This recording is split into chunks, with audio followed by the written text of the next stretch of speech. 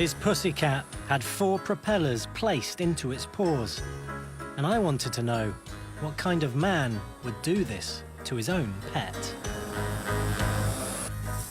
One day, Orville got killed by a car here, just around the corner here. But I immediately knew that as soon as we had his body, that I was going to do something with him. I was going to make a point out of his untimely death.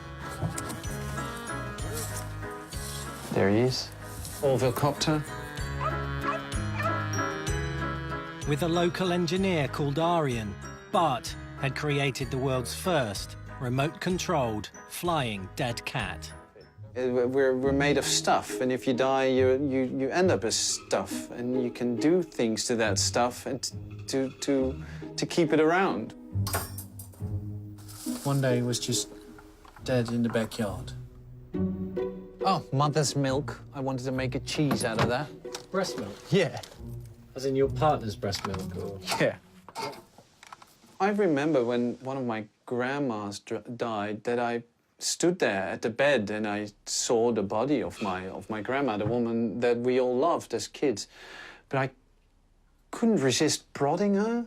It's like, what does it feel like when you're not here anymore?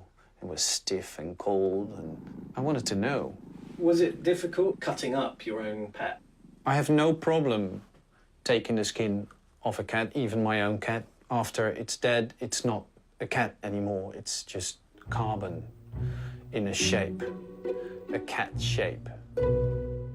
Bart invited me into his shed, where it became clear that his cat was not the first animal he'd been trying to make fly, and certainly wasn't his last.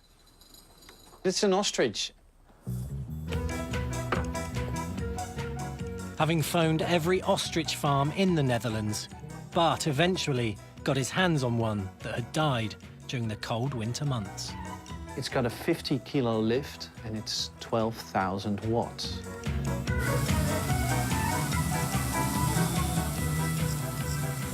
I was witnessing the world's most famous flightless bird taking to the skies. When I was a kid, I wanted to be an inventor. I'm making things fly that usually can't.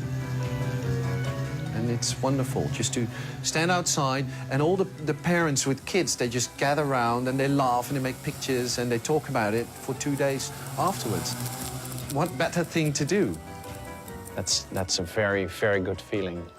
And I know the ostrich would have wanted it no other way.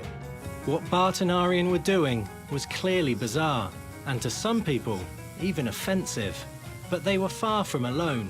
Creations from dead creatures had become popular around the world, from expensive art to eBay auctions. Social media sites with hundreds of thousands of followers were dedicated to the world's weirdest taxidermy.